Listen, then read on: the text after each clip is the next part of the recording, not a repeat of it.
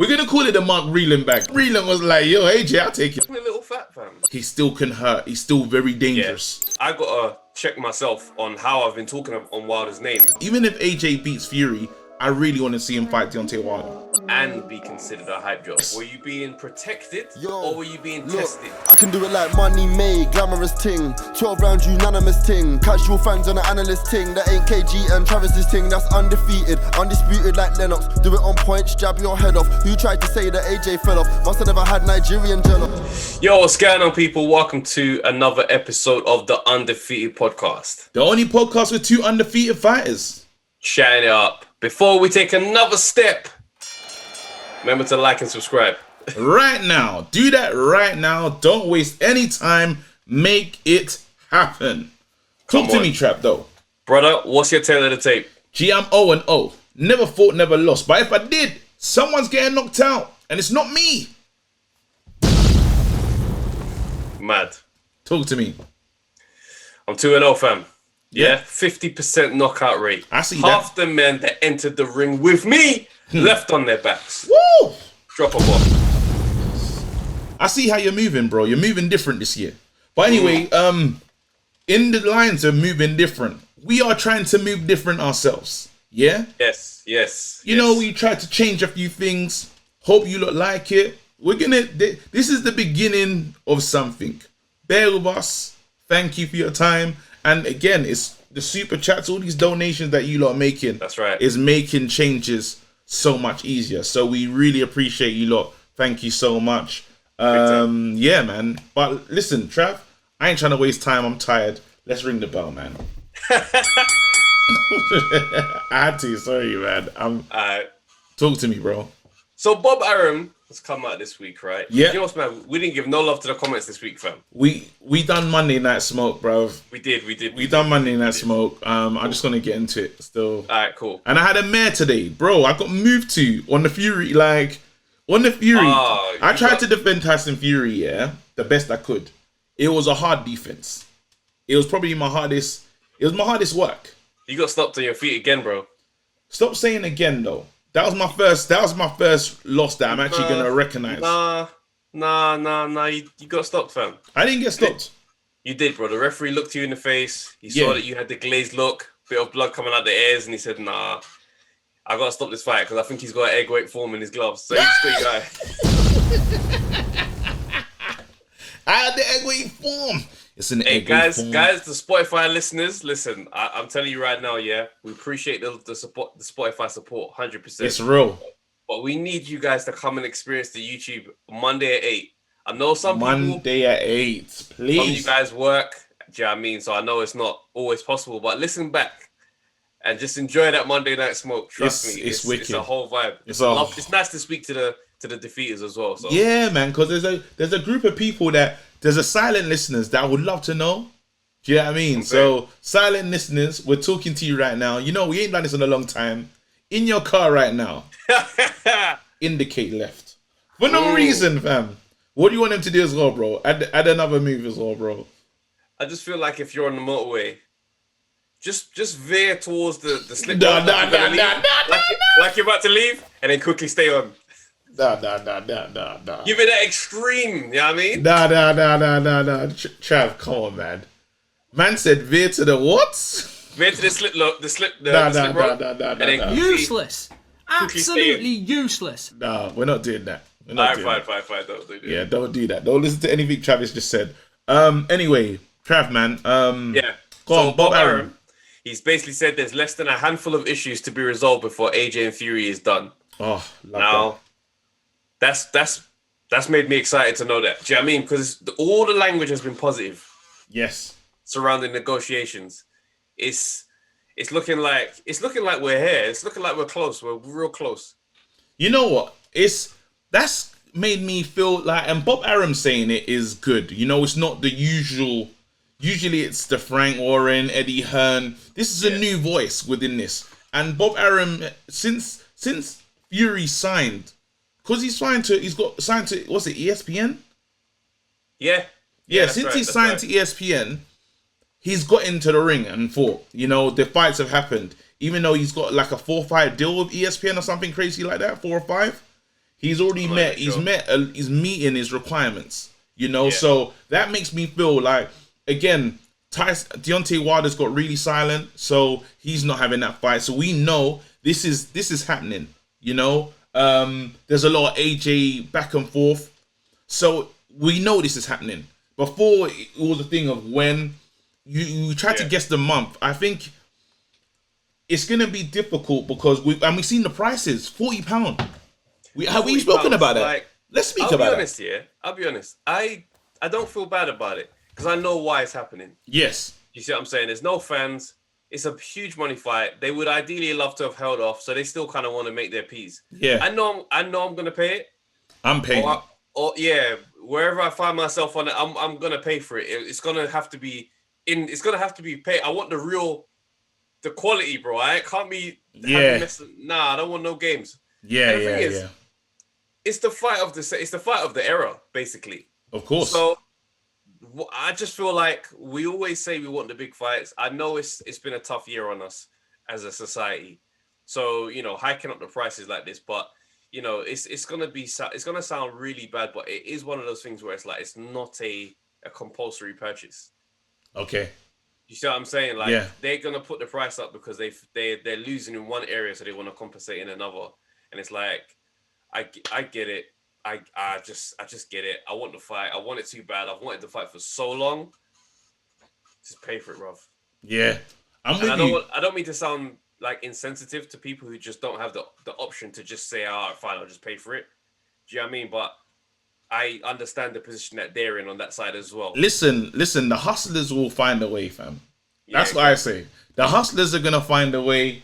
I don't think it's, again, the fighters people need to get paid. People need to make their money off the awards. That's right. You know what I mean? So it's gonna work whatever way. I think hopefully when it happens, pubs and stuff are opened. Hopefully the pubs are back open. Hopefully. Like, pubs tend to get open. They get open real quick after the lockdown. And the pubs are not gonna want to miss that one.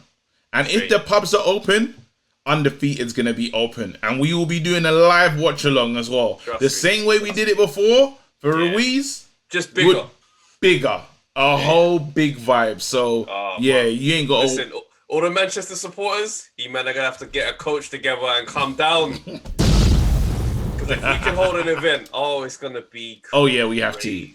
Nah, it'll be. And the debate before and after. Goosebumps, Sam. Listen. But let's talk though. Because Tyson Fury looking a little fat, fam. Like I know we talked about it on Monday Night Smoke, and a lot of people had some valid points, and they're like, you know, but he does this. He's not always in shape. The fight is still a way out, and he's not got the best body. Cool, but But my thing is, if you know that fight is hanging in the balance, are you gonna wait till training camp to start exercising at all? Because I'm like, the belly's looking a little soft. Yeah, Trav, I won't lie to you. There was a time I saw him and it looked like he's lost a lot of weight. You know, him and his wife do the daily exercise. Daily exercise videos. They are on it, bang on it. So the belly now was a very confusing picture because I thought I was looking at pictures a couple weeks ago and he looked like he's in great shape. I know. So this is surprising, you know. But is it a smoke screen of? Because was it a picture or a video? It's a video. So there was belly fat, there was back fat, side fat. Remember how slim Ruiz was looking? Remember when we was getting to the fight and we saw the slim Ruiz pics and was like, Ruiz is ready. I know. Turned up to fight night and was like, I don't understand. Do you remember there was a picture of Ruiz with his hands up against you remember that one, innit? Yep. So is this the reverse? But I don't know how you do that. You ain't got the team to do that. You can't pull that off. You don't need to be doing the fat boy. You don't do the fat reverse. It's weird. Yeah, it is weird. And it's one of the things where it's like you can't really look too much into it because Tyson Fury is one of those weird type of dudes where it's like it doesn't really matter. Yeah. But at the same time, you'd imagine that you'd want to be in the best shape for AJ. Seeing as he's talking about of your life. He's talking about inactivity. Do you know what I mean? So it's like inactivity talk for me sounds like the precursor to an excuse. Yeah. You see what I'm saying? And it's like, I'm not going to jump off the ledge with the excuse talk. Yeah. Because the fight hasn't happened, and he's an X Factor type of fighter. So I'm not gonna be like, he's getting ready, he's scared, he's this, he's that. Yeah, you can't do that. That's still stupid. a logical thing to say, where it's like inactivity does affect your performance. My thing is, if you know inactivity does affect your performance, surely you would do that a little bit more to compensate for the inactivity. But here you are getting a bit out of shape. It doesn't mind games. I think we're getting into that stage of it's got to be something. It's got to just, it's playful right now. I'm not going to think too deep into it because one, Fury, I think he just trusts himself fully, like he fully trusts himself. He knows that as soon as it's signed, he's getting on the runs, and he's saying to himself, I done the work in less time for Deontay Wilder. But this is not Wilder. That's the one thing he has to understand, that this is not Wilder. Like, if you go into this thinking this is Wilder, you're gonna be rudely mistaken. You know what I mean? What Fury do you think we're gonna see in this fight? Oh, we're gonna see. I think he's gonna surprise us. Like, I honestly because remember, we've seen a lot of Fury. Yeah, so what do you think can he do to surprise us? The knockout. I think he's gonna be heavy. I think he's gonna come in heavy. I think he's going to do the same thing. I think he's actually going to try and knock AJ out. I actually think that. He's going to try. Like, not saying that he will, but he's going to come in potentially a little bit lighter than he did against AJ. Yeah? Not against AJ, against Deontay Wilder. If he comes in a bit lighter, because he can move and he's powerful. I think he needs both of that, and you need to be able to, even the stuff that he was doing, that nice little bullying that he was doing to Deontay, leaning on him and stuff. You're gonna have to use all of your weight that you have. Do you know what? I really do think if he does employ that game plan with AJ, I think he gets knocked out. Just my main reason for saying that is because AJ carries a lot of power. He carries a lot of explosive power, and it's like, it doesn't need a huge wind-up. You see, Wilder's problem is that smothering him is the perfect game plan, because if you smother him, he doesn't have the lead-in to do bam, to come in. And he doesn't have the uppercut. The space. He needs space to work. AJ likes those close quarters. He likes a tight uppercut as well. That's what I'm saying. And his uppercut is improving fight by fight. Like, I'm even seeing mid-range uppercuts. Yeah. Like, Brent to Pulev. And that was I was like, that's interesting. That's a little bit unorthodox, but it was landing. And I'm like, the shot that would work against smothering would be that surprise uppercut. So my whole thing is, like, or even a shot that we'd never see AJ throw, only because it doesn't make sense for him to throw if he's the taller man. But the overhand right, if a man's in and you suddenly change your level, dip, and come in right hand over the top, bruv, man can go. Has AJ got that? Has AJ got in his arsenal though? That kind of, I've never seen that variation. I've never seen him do that one. The reason why I say we don't know is because he's never been in a position where it would make sense to use as the taller guy. Yeah. Whereas if he's going to be giving up 3 inches of height against Fury, right, and he can get that cracking. Like when he fought Klitschko is 6'7". So he was a shorter man there. Yeah. And AJ found success going to the body, coming upstairs, because they're the same height. Those are not conditions that AJ often gets, because he's always the taller guy, so he's a bit cautious of the height. He's punching down. That comes with its own risks, and then you've got a nice compact fighter who knows what he's doing. So then they can surprise you with counter shots, and that's why AJ is super cautious with shorter men. But what happens when he or upwards? Yeah.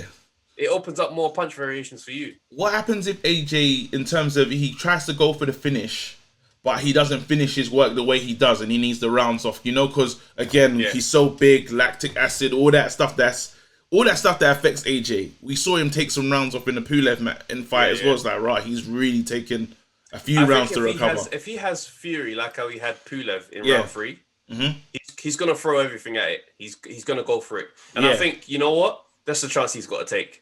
I wouldn't advise if you got him wobbled and falling over and getting up and falling over, try and knock him out.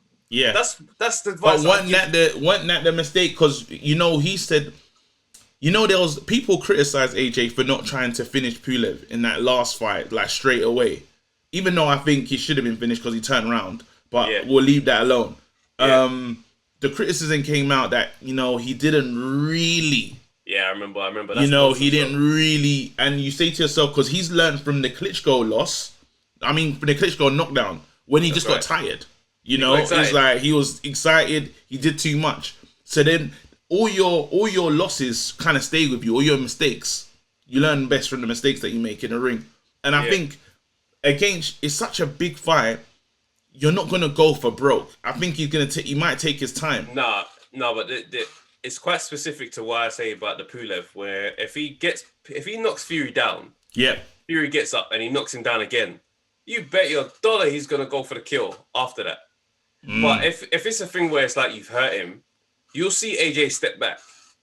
Like, you hurt him, cool. You go for it a bit more, step back. All right, stop. He's not ready to go.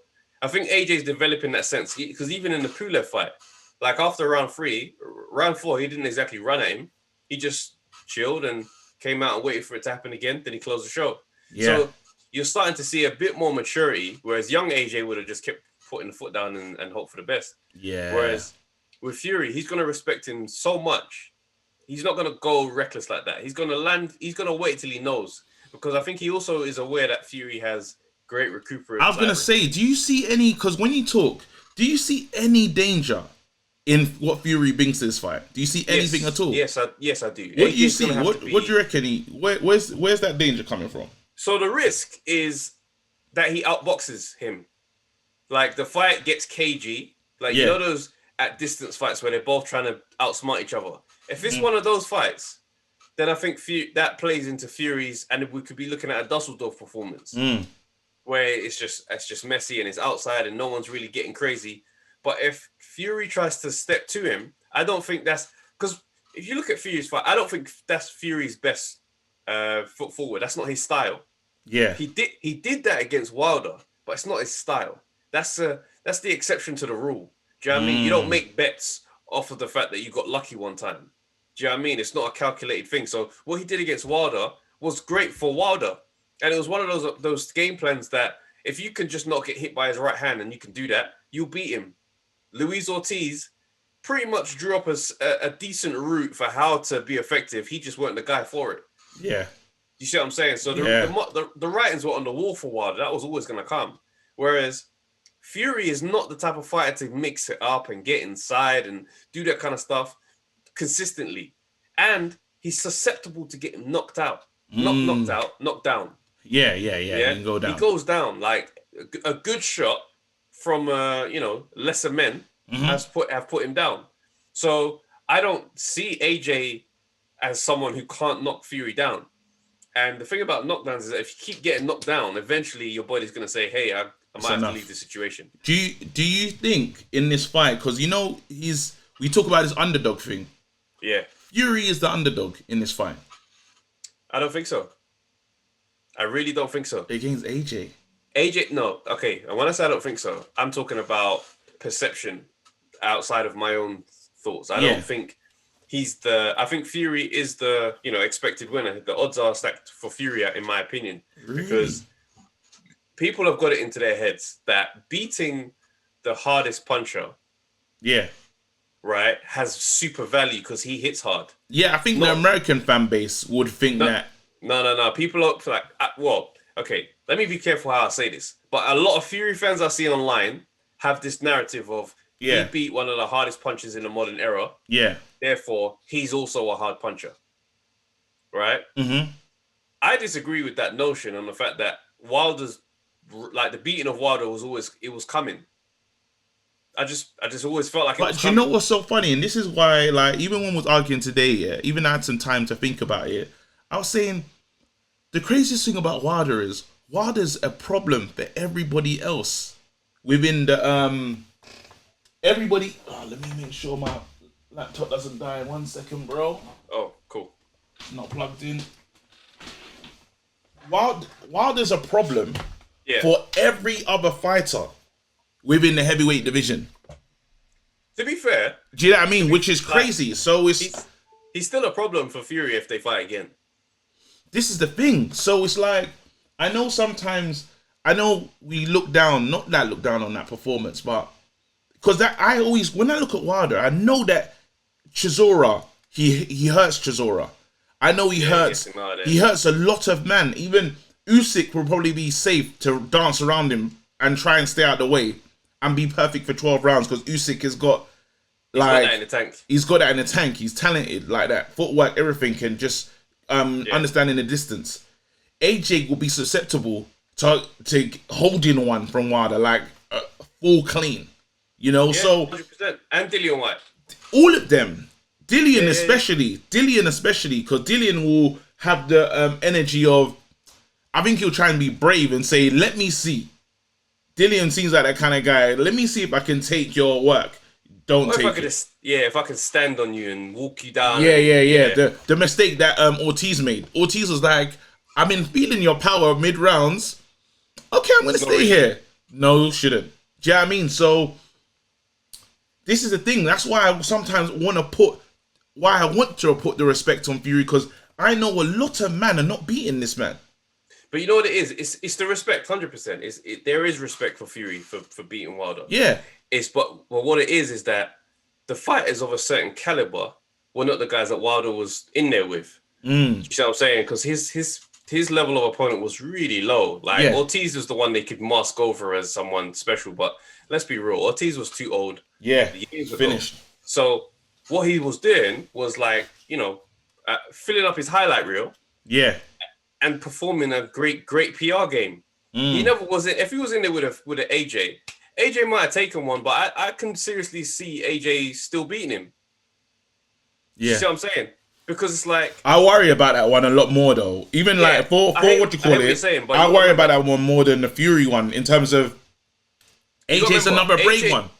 But if AJ gets to him, AJ knocks him out. Wilder is not a good defensive fighter. He's not a smart mover in the ring. He's very, very static. Fam, there's nothing to say AJ doesn't spark him out. And you got to remember, Wilder sometimes takes a while to let that hand go. Sometimes he waits and does this thing. Bruv, AJ land you with one or two. He's skinny. There's not much there to break down. Wilder can't get out of the way. That's his issue. And the thing is, what Fury did was smart. He loaded up himself to 270 to make sure that the power is there in everything I do. Yeah? So that's like, I'm just going to overpower you. What did Wilder do? He heard Fury was big. He loaded himself up to like 16 and a half. That's the heaviest he's ever been. So it was a combination of a lot of smart decisions on Fury's side, dumb decisions on Wilder's side. So you get in there. But that's Wilder can't get heavier than that though. He doesn't work legs like that. So he's a never natural 15 and a half stone man. Yeah. And he came in big. So, you know what I mean? Fury came in and it's just like, I'm going to lean on you, rough you up, snubber you, bash you. Everything is going to be rough and disgusting. And so said, so done. He worked him out. But the thing is, when we talk about the stoppage, he stopped him on his feet. And we've seen Wilder have rough rounds before where he looks like he might be done soon. And he rides through. Still in here. There you go. That's what I'm saying. This is nuts. So my thing is, Fury should have knocked. If Fury knocked Wilder out, like that's it, he's out. Then I'd say, okay, cool. That power might have been different that night. But I didn't see anything extra. But being on your bum though, when you knock someone out and they land on their bum, I'm saying nuts. The stoppage. I'm with you. I understand the whole thing. Yeah, I mean, you get hit behind your ear, you don't recover. It's AJ and Ruiz. He got hit that first shot. He never was the same after that. We just don't, I mean? But I'm not trying to discredit Fury's win over him. It was the perfect game plan for how you're supposed to beat him. Yeah. But I don't think that sets you up as one, a power puncher, and I don't think two, it sets you up for it doesn't prepare you for AJ. Yeah, no, it doesn't. My thing was just reminding in this conversation that Wilder in the heavyweight scene, he still can hurt. He's still very dangerous. He's still very dangerous, and not everyone goes and gets to do that. And has that same. It's like I gotta check myself on how I've been talking on Wilder's name recently as well, because it's like he does a lot of madness out the ring, says a lot of crazy stuff, but he still requires your full attention. Yeah, at the top level in boxing. Yeah, we want to like it or like his skills or not. Even Mark Breland, obviously he came out and said, because is that the last pod we did, the Mark Breland, when we spoke about Wilder, Mr. Mark? Yes. Yeah. Because he's come out, it'll be wrong of us not to clear up. I don't know, it'll be good if we had some of the things that he said. He put out he put out a statement and he basically tried to say, It was more along the lines of he cares about him, he cares about Wilder, he cares about his career and him going home to his family. Kind of what we was looking for him.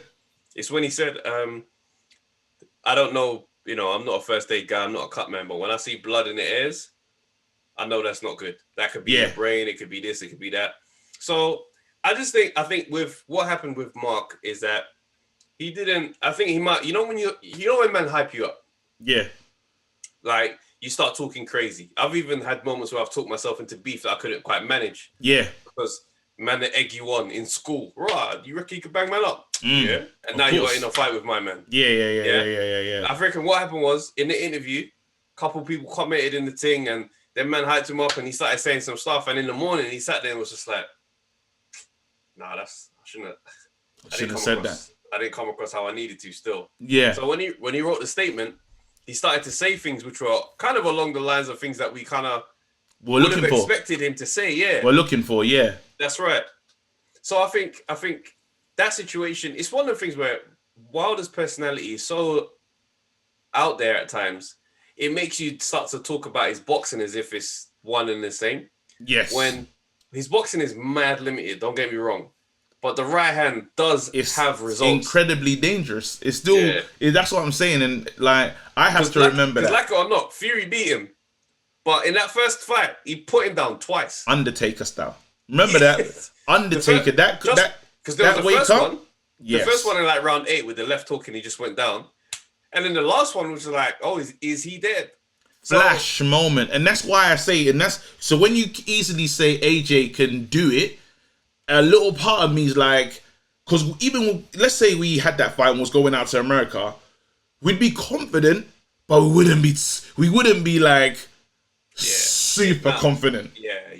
No, you know what it was? It'd be confident, but then there's also that part of you. It's like, but if it lands, yeah. And now obviously what's so good about AJ is he's got better at head movement. He's become a better fighter. Very stiff before. Yeah, so how we speak about AJ now is different to how many years ago I would have been even more worried. But since the new and improved AJ that I'm seeing, footwork, head movement, feints, all of that, riding shots and stuff, that makes me think you got a better chance in this. And even till now, even if AJ beats Fury, I really want to see him fight Deontay Wilder. Same. I need it. Same. I need it. It needs to happen. It's a fight that does have to happen. It does have to happen. And the fact that he has actually ordered, he actually offered the fight, suggests it would have happened ages ago. Yeah. I need.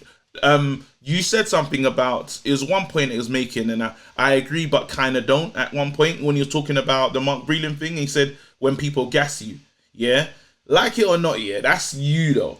Like, so I don't think you can get gassed. Like, you can be a bit more, but that's you. That's how you feel. You know what I mean? Like, someone's, oh, what did I do? No, you did that, bro. Yeah, those were your words. All you can see, you're talking from pain and hurt. That was more, when you read the statement, all I'm seeing is, oh, you're hurt by this thing. You two sound similar. That's right. You two sound so similar, and it's a breakdown of a real relationship. We're talking many years, and it's ended like this. And you're probably looking at Jay Diaz and thinking, how come he's still there? Of course. And it's funny because when he speaks about somebody who has become somewhat of an ego monster in camp, where it's like, I don't even have his number. Like, when he's in a bad mood, no one should talk to him and all this kind of stuff. And you start to say, you know what, this is an age-old story of the Emperor's New Clothes. Yeah. Where man is so gassed in his head, he can get twanged by anyone. Do you know what I mean? When in that story goes where it's like he had someone come and sell him invisible clothes. Yeah. And they said to him, oh man, you just, look at you killing it. You just, you out here mashing this thing up, fam. That's going to cost 2.5 racks. But trust me, ain't no one going to have this outfit. You're the man. Naked. Donnie's out here in these streets looking nuts. Yeah. And you look at Wilder and you say, okay, all this in-house camp, when these men are telling you, damn, you powerful, you crazy, and no one's going to be able to stop you. You just too slick. You're the next Muhammad Ali. Fam, this stuff here destroys you. So it just seemed like brilliant. Now, the only thing that brings into disrepute for me is the fact that it's like, all right, you got a fighter that doesn't listen to you. He's not taking any of your advice, and he's looking a bit mad out here in these streets. Yeah. You staying suggests that this is just about money. Yeah. And then that puts you as someone who, you know, is in that precarious situation of someone who is also here for the ride. Yeah. You're one of those people. One of those people that you've been cussing. That's right. You're well-intentioned, but the path to hell sometimes is paved with good intentions. Oh. So you're sitting there saying, you know, I know exactly what he needs to be doing, but he just don't listen to me. And it's like, why are you there then? Yeah. Do you know what I mean? Because if someone walks into a room and says, "Why is this place a mess?" and you get up and go, "Listen, I've been trying to tell these people, they just don't listen to me, bro. I want everybody out. As well. Yeah, get out. Yeah. That's so real. So we've had boxing. We had boxing. And there's the Eddie Hearn thing. I want to kind of deep dive into this. Yeah. So Eddie Hearn comes out and says, Warrington, it's the Warrington fight. Yeah. I can't remember Lara. Is that the Maurizio Lara? Yeah, Maurizio Lara. Great fight for me. It was like it wanted to fight. That's your fight all day. You already inside rock and soccer robots, man. Hey, but then sometimes I like it, yeah, but I can feel disgusted because there's inside fighting where you can still kind of cover up and not be Hollywood so open. You're riding the shots. Yeah. Good. Bang. Yes, exactly. What I saw was literally a lack of care for everything. Callous disregard. Callous, like it. And so I was enjoying it, but then a part of me goes to if Josh fights like this, and even Lara, if you fight like this, you don't get to have a long career to spend and enjoy your money. Because you can't take shots like that. Maybe Josh's shots are a bit easy to take. Maybe that's what they're saying. But you can't take shots like that your whole career. It's it's dangerous. You know, we've heard boxers that sound punch drunk. We've heard them. You know, they're not showing the conditions. I mean, they're not like diagnosed, but you can tell you've had a slurred. Yeah, it's accumulated. And it's exactly. a onset. And no one can tell me that fighting style that Josh was coming with is gonna help him in his defending with your face is dangerous, you know. And so that's the fight. But Eddie Hearn comes out because of the Zelfa fight and says a madness. I believe Eddie Hearn is culpable.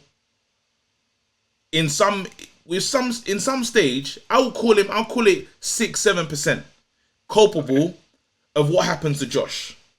Now it could be, you could say, oh, that's reaching. Oh, I you could say that's reaching, but if I'm a Mexican, if I'm a fighter and the main man, who owns this whole show, who booked these judges, is saying these judges are the disgrace. And how am I going to bring in European talent if they're not going to get decisions properly? Because it went to points.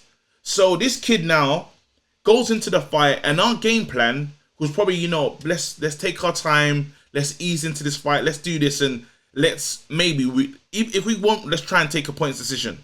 Yeah. In that dressing room, before we go out, we probably got that on, and we say, listen, there's no points here today. There's one way of winning this fight. Knockout. Nah, but that's one way of that's a decent. But you can't take it away. Yeah, it's a theory. I'm not saying it's one. But even if you add 5%, but 5%, let's say the small margins, fine margins in sport go a long way. I hear you, but the reason why I'm inclined to disagree is because he is a banger. Lara is a banger. Yeah. He's not a points man. Yeah. Like, not to say that his knockout record is crazy, but he's a banger by design. Mm-hmm. So the Mexican style, them men are not points men unless you're as tough as he is. Yes. Yeah, I'm saying. So I think it was always in the game plan to knock him out. Do you know what I mean? Super also, hunting from round from round one we're talking. But you got to remember though, Warrington is not a big puncher. Josh ain't no banger fan. He fights like a banger. Yeah. But he ain't a banger. So it's like you got big power and the big wind up and you're inside and you're doing all that. Cool, but you still want to go 12. Yeah. But you ain't got the power to keep him from banging your head off. So now you're in a bad situation. So it's one of those nights where British boxing comes under the light. Yeah. Again, because Warrington is a respected name. It's a big name. The more our respected names go and get beat like this, we got to start to look at our own system and formula of the way things are done. Yeah. You know what I mean? Because I'm like, men are losing their belts left, right, and center. Bro. It's crazy. Someone said it's free. We had someone on the call-in show. I can't remember. It was Aobes that said it's 3-0. Well, yeah. We're not beating Mexico in the best of 7 series. Yeah. But like, so like, look at this, yeah. So a lot of people obviously is talking a bit crazy. You know how people do about fighters when they lose. Yeah. I dislike that, especially when fighters who've been undefeated for so long suddenly lose. Now all of a sudden it's a hype job. Yeah. Right. And Sonny Edwards tweeted this, right? Fighter Sonny Edwards. He goes, so hold on. Even if you achieve the highest honors and become a world champ, the moment you lose, you're a bum / hype job and you've been exposed. You lot are idiots. So on our page on Undefeated, tweeted, or in response to that quote tweeted, just for the sake of argument, is there any circumstances where a fighter can win a world title, lose it, and be considered a hype job? And you know what? I think there might just be. Of course. Because look at Charles Martin. Oh, bro, I'm glad that you did that. Because when Sonny said what he said, yeah. It's emotional. It's when fighters can speak from an emotional place sometimes. 100%. Especially if he's your friend. Because if I'm not even need to be a fighter. If my friend is a fighter and man loses, I'm emotionally connected to this narrative. That's like us with the red corner. Now all the time them dons fight. When our red corner guys go and fight, we are with them. But here you go. Because again, we say barbershop energy. It's not a barbershop, but the energy's here. Yeah? If you go to a barbershop and someone's lost like that, or someone even lost the way Dylan White lost, yeah? Turn up to the barbershop the next day. There's somebody there saying...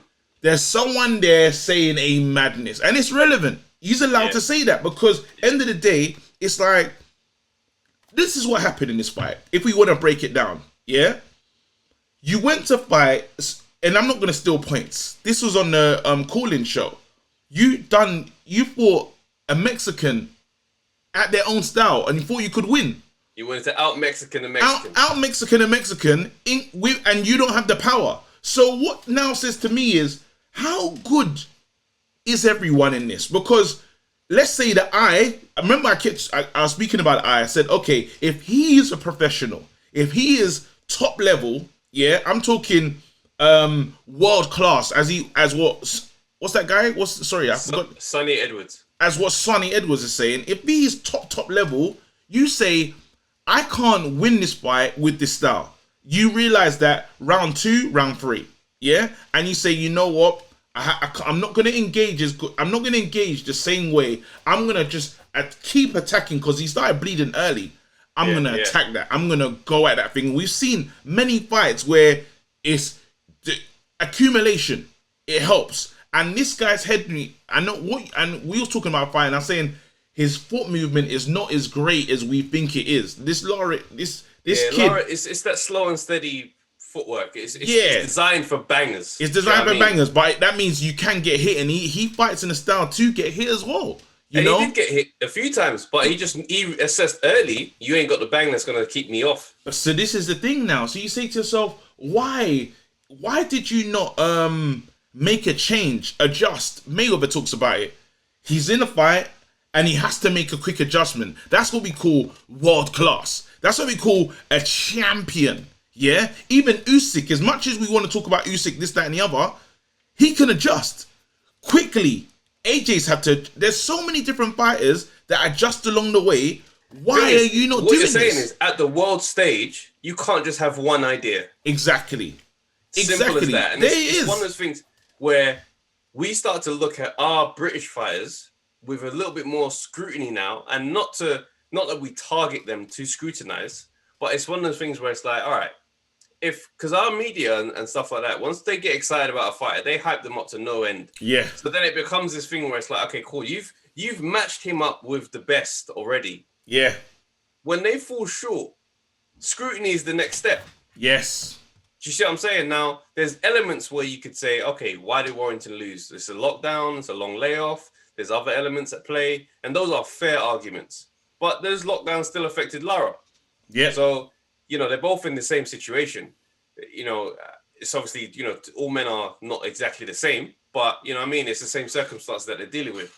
But my whole thing is the English style of boxing is coming up time and time again, coming up short. Yeah. That's fundamentally the issue. So if we're saying that somebody might have been a hype job, even if they was a champion, the hype job means you didn't match up to the other names that they said you matched up with. That means you were on your way to getting beat a long time coming. You just hadn't met those guys yet. You see what I'm saying? Now, this I'm speaking in a hypothetical way, not necessarily about Warrington. I like Warrington's style of fighting, but his style of fighting is a beatable style of fighting. It is. Do you know what I mean? So, we can't treat all world champions as if they're the same conversation when a man wins a belt on a vacated belt, then he goes and loses the first time he fights someone real. Then you can say, cool, he won a world champ, but still a hype job. And yeah, listen, we can say it, man. And boxing, this is the whole point of having boxing conversation. Yeah. You have your opinion, I can have mine. Facts. That's the whole thing of it. It's like, it doesn't need to be pure, it doesn't need the purest thing. And that's the one, that's always been my one bugbear with this sport. It's like, you need 50,000 years and like mad amateur experience before you're allowed to have an opinion. No, like it's a funny one because it's like you hear a lot of fighters say, if you've never boxed before, how can you have an opinion on boxing? And it's like, it's funny because it's like, on one hand, you get the feeling that some fighters and some fight fans would like it to be this secret closed club of everyone just knows enough and everybody agrees. When you complain about the lack of funding, the lack of support, when things get cut, it's because of the lack of support. Do you know what I mean? Casual fans keep this thing going. They're the lifeblood of this sport. 100%. Do you see what I'm saying? So anytime someone has an opinion, it's like, oh, you're a casual guy, you don't get it. It's like, bro, these men, every bit is important in this conversation. Embrace them. As yourselves. Now, I don't say that to say that I'm keen on ignorant opinions, especially when they're on the side of disrespect to fighters. Okay, yeah. I don't like when fighters are talked to like they're dickheads because, I've experienced boxing to, a lesser level than any of these guys, but it's very difficult. And if that's how you make money, oh my gosh, bro, that's pressure to no end. Yeah, no, listen. So that's why it's like the respect needs to always be there. Yeah, but like, yes, and no. The reason why I say wait, so let me jump in there and give you the yes and no thing. You see, comedy. Not everyone's got on. I was just about to take it. Not everyone's got on stage. Yeah. You'll go to a show, and I've seen people get booed. Yeah, heavy, dirty ones. Like that's the world we know. My spirit is hurting.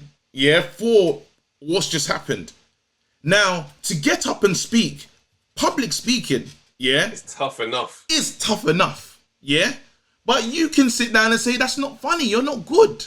Do you know what I mean? You don't need to have done live at Apollo. You don't need to go Catholic. You don't need to go to O2. You don't even need to do like college, when you speak, group work. You don't even need to do that, bruv. As far as I'm concerned, I'm watching, I'm not impressed. Yeah? Period. Yeah. And the thing is, there you go. And the thing is, my philosophy, if I perform and do a show or whatnot, is the audience is never wrong. There you go.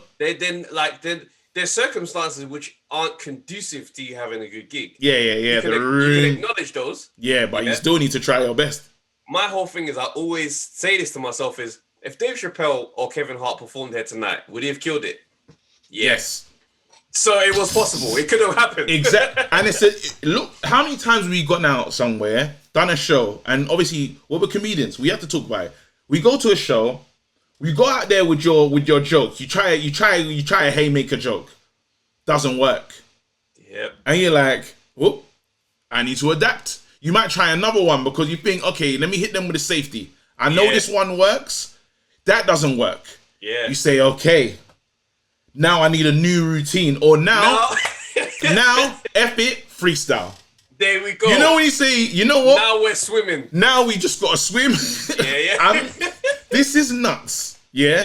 And I can't go home with these comedians when I come off the stage and I flop the show. Right. I'm not doing that. So now, and this is, again, that's what you call experience. That's what you call training. All this stuff, honing your craft. You know what I mean? Season. So you can't tell me as a champion, to bring it back to Josh, that you never had, as an undefeated fighter, you didn't have the pieces or the bits of the puzzle to work this guy out. You can't tell me that. I'm sorry. So then what it comes down to is your promoters and the route that you guys were taking. Yes. Were you being protected or were you being tested? Because those are two different careers. Bro, that's what this episode's called. Protected, or tested. Yeah!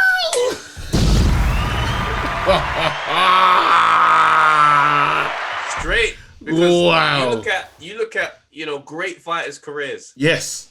Tests were there, bro. Floyd De La Hoya. Floyd Corrales before them. Do you understand?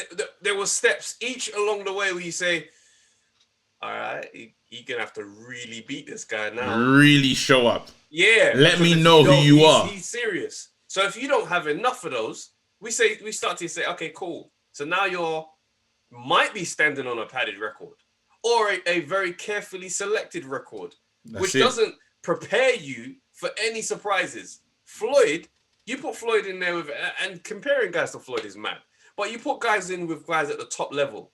They will show man a few styles before he goes, I can't beat this guy. But Travis, I think you should. I think you should, Travis. You should compare yourself to the top guys. What are we doing here? But that's a mad standard to just. It's a mad standard. No, but okay. But it's a mad standard. But what next? You know, if you, it depends what you want in this game. Yeah. You can't tell me you come in this game and you say, I don't want Floyd money. I don't want Floyd success.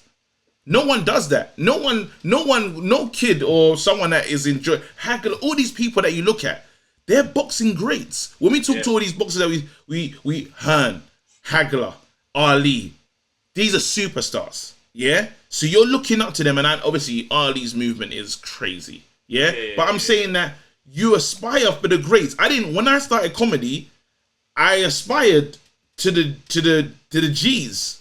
Do you know what I mean? I'm not looking at man saying, yo, Journeyman, I'm going to try that thing still. I'm aspiring to his thing. Comedy, you know.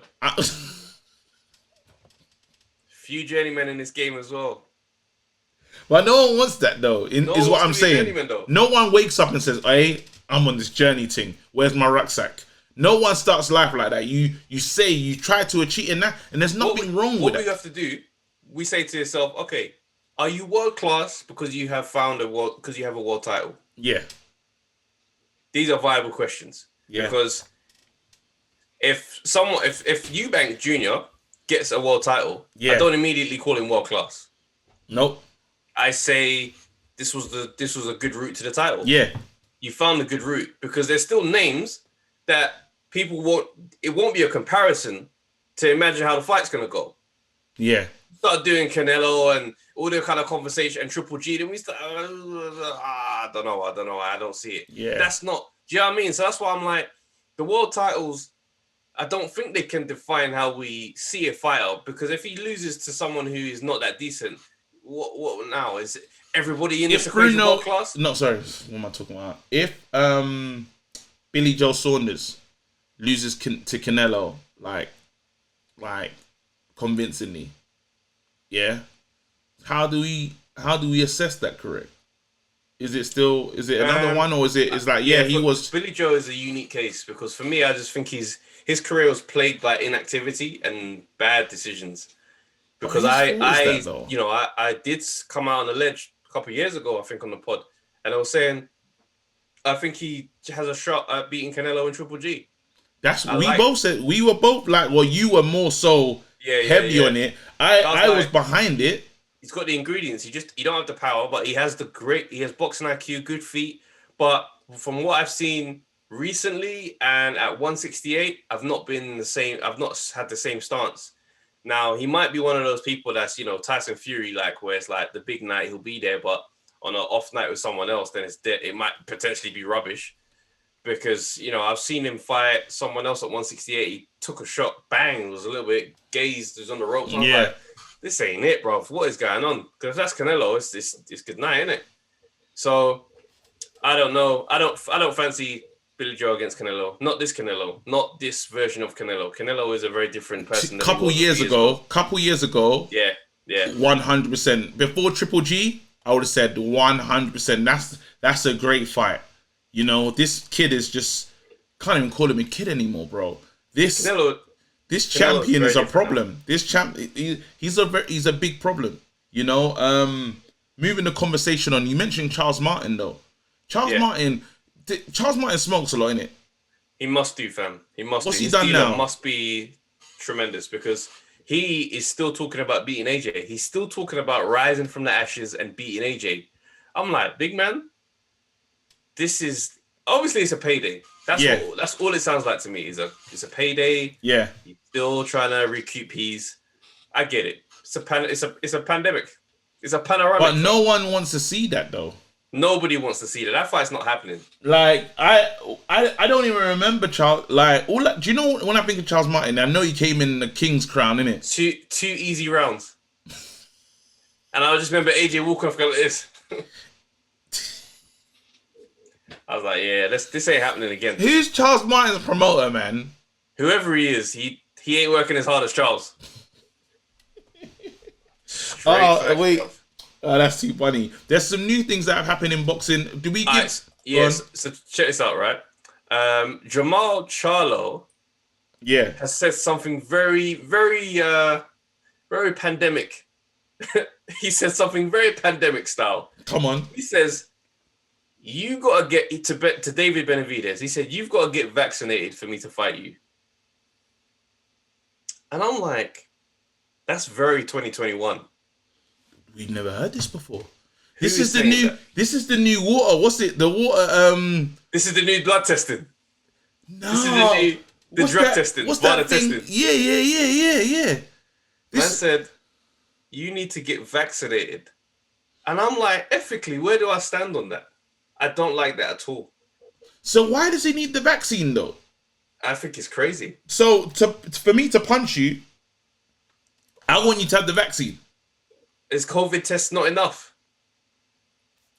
We have to ask the question. Alluding to like, we have to ask the question. Is Mexican, right? Yes. So I'm like, is there a crazy? Does he live in Mexico? I don't know it's worse. His living situation. It's worse in the USA. Their numbers are insane. Like per capita and all that stuff. When they go into their code, when you see the tables, their men are up there. So I'm hearing this talk and I'm like, that's ethically a crazy request. Now that's not to even naysay on the vaccine because if you are inclined to take it, by all means, do what you need to do. But to demand that for a fight. The demanding of a vaccine taken is crazy. Like, what that sounds to me like? Yeah. That sounds like I don't really want that fight. Here we go. I was waiting for someone. I was waiting to get here. I was waiting because I said, that's like me saying raw. Yeah, because I like the Charlos. I like them a lot. I like their attitude. I like how they fight. I like them a lot. But to see that made me go, what are you telling me right now, bro? It's like Tank's broken hand, isn't it? That hand that suddenly just got hurt when Abner Mares, like, basically the kid came with a great take.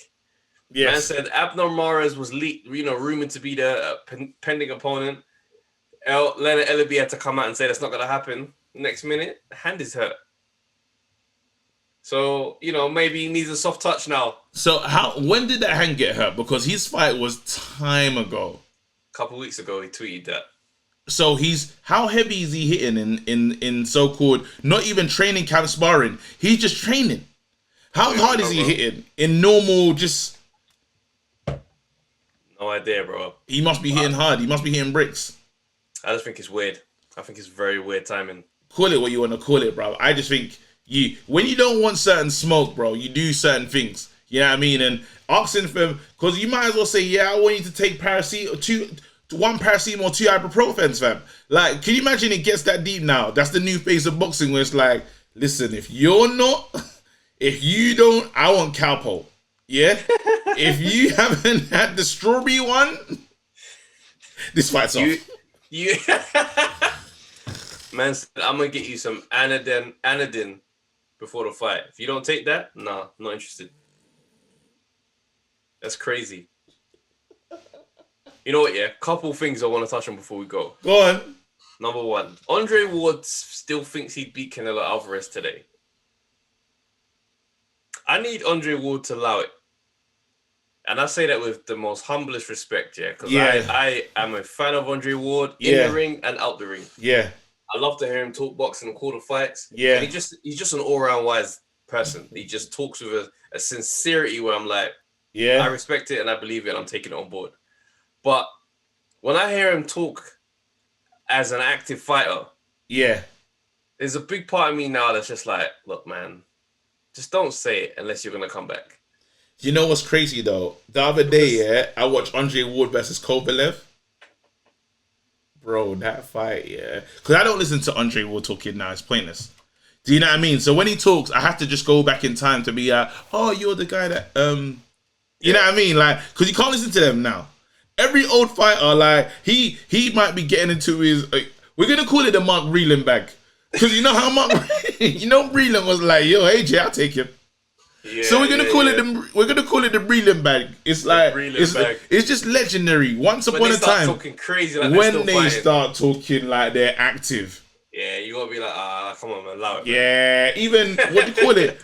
What's crazy is David Haye got into the Breland bag earlier as well. He's looking at AJ. So I see things. I see so much in him. I see where. If only I could get the fight, then I'll get in there. I'll shake up the uppercut. And I really think I'll be the one to. It's just like your body's broken, bro.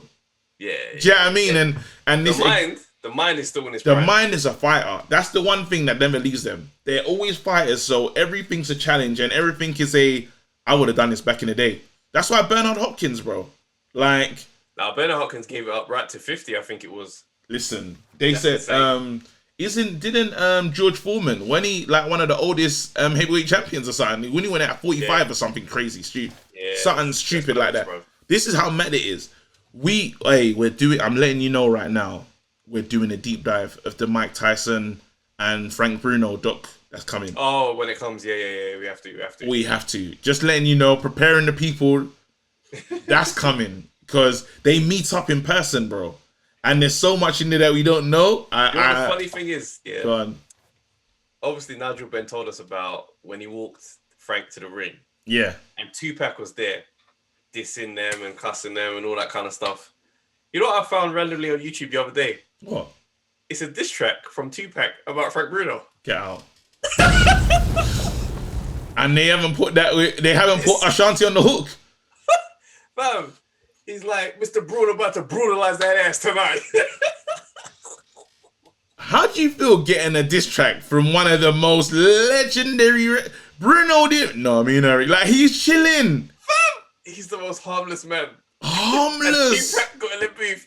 Mr. Bruno about to brutalize that ass tonight. Couldn't believe what I was hearing. And the tune is like, it's a bop as well. You sound like Hail Mary. Now, is he in his run up in the house of CJ? Is he giving that? Yeah, hell yeah. He's giving it up, bro.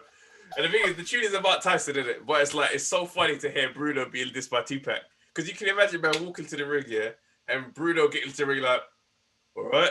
Like, you know, and Tupac's just there like, West Side!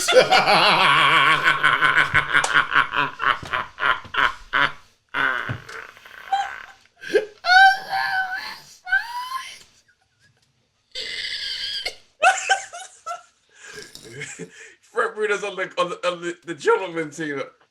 All right.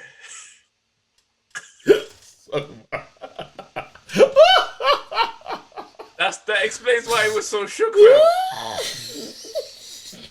Nah, if I'm standing there with Nigel Benn, yeah, and Nigel Benn's got the flag and he's like, all right, Frank, see you later.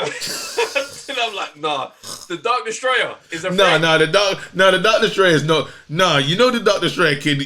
When do you? Let's have it. He's gonna give you that one, isn't it? Yeah, but not in Vegas. Outside the ring, when it's like these men are gangsters. Remember Tyson's entourage was mad. Yeah, it's very mad. Still, you gotta put down the Union Jack real quick. Yeah, it's straight. It weren't like just. It's not gloves. It's not boxing. It's big man. When you are driving out of this venue. Yeah, it's very nuts still. Decky, man. Nah, listen, people. That's funny. That's a West Side. This is the Undefeated podcast. Again, when's the fight? I'm so tired, bro. Yeah, I know. So Friday, Red Corner's coming out. Do you know what I mean? We've got a great interview coming out of Red Corner. Saturday night, Josh Kelly will be live on our YouTube channel. So make sure you log, you know what I mean? Come watch the fight with us. Let's chat it up.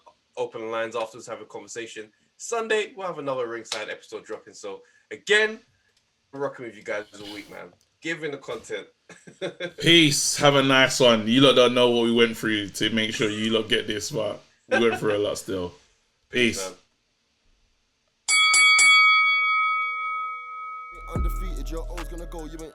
Yo, people, thanks for watching the Undefeated podcast. Make sure you like, subscribe, share, leave a comment, and all that good stuff, man. This is the place to be.